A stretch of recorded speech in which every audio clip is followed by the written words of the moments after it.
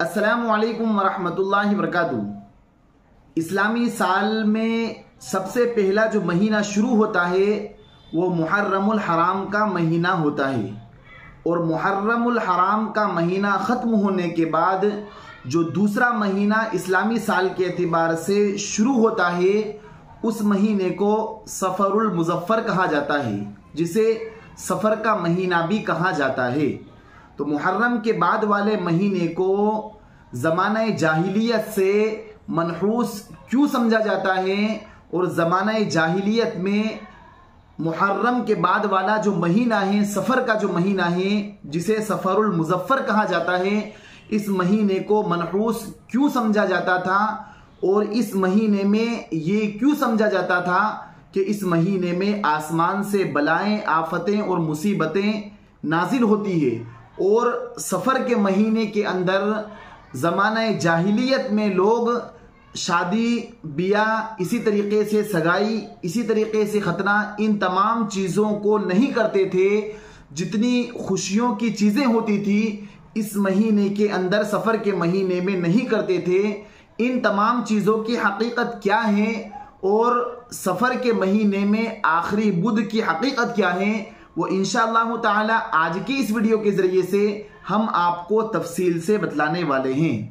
तो देखिए, जो मुहर्रम के बाद वाला महीना है, जो सफ़र का महीना है, जो अब शुरू हो चुका है, तो सफ़र के महीने को मनहूस समझना और इस महीने में ये तसव्वुर करना कि इस महीने में आसमान से बलाएं नाजिल होती है, आसमान से आफतें नाजिल होती है, आसमान से मुसीबतें नाजिल होती हैं, और इस महीने को मनहूस समझते हुए या इस महीने को बला और मुसीबत का महीना समझते हुए इस महीने में शादी ना करना, इस महीने में सफ़र ना करना, इस महीने में कहीं सैर व तफरीह के लिए ना जाना, ये तमाम चीज़ें ज़माना जाहिलियत में थी, जो आज भी हमारे अंदर रच बस गई है और आज भी हम इन चीज़ों पर अमल करते हैं। हालांकि सफ़र का जो महीना है ये बाबरकत महीना है। ये तमाम चीज़ें जो ज़माना जाहिलियत से चल रही है, ये तमाम बातें बेबुनियाद हैं। शरीयत में इन बातों की कोई असल नहीं है।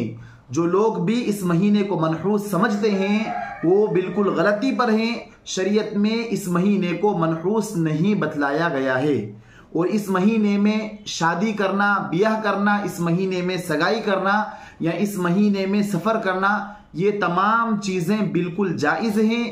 तमाम चीज़ें शरीयत की तरफ से बिल्कुल शरीयत ने इन तमाम चीज़ों की इजाज़त दी है। इस महीने को मनहूस समझना या इस महीने में जो ज़माना जाहिलियत में लोग समझते थे वो आज भी इस महीने को मनहूस समझना, और ये समझना कि इस महीने में बलाएं नाजिल होती है, आफतें नाजिल होती है, ये तमाम चीज़ें बिल्कुल बेअसल है। शरीयत में इन बातों की कोई असल नहीं है।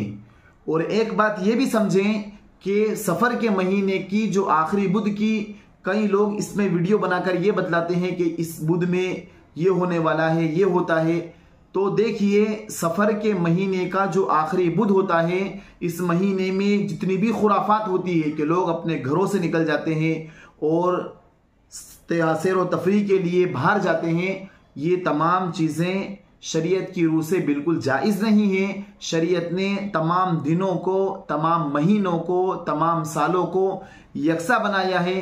किसी भी चीज़ को मनहूस समझना ये शरीयत का ना मिजाज है ना शरीयत का तरीक़ा है। तो लिहाजा इस महीने को, जो मुहर्रम के बाद वाला महीना है, सफ़र का महीना, इसे मनहूस समझना या जितनी भी इसमें खुराफात होती है वो तमाम चीज़ें शरीयत से कोई साबित नहीं है। शरीयत ने तमाम महीनों को अफजल बतलाया है, हर महीने की फजीलत शरीयत ने बतलाई है। तो लिहाजा इन तमाम चीज़ों को हम छोड़ दें। जितनी भी खुराफात पर हम अमल कर रहे हैं या जिनको हम मनहूस समझ रहे हैं उन्हें मनहूस समझना छोड़ दें, और जो खुराफात हम कर रहे हैं उन खुराफात से बाज आ जाएं और अल्लाह ताला से पक्की सच्ची तौबा कर लें। अल्लाह ताला हम सब को इन कही सुनी बात पर अमल की तौफीक अता फरमाएं।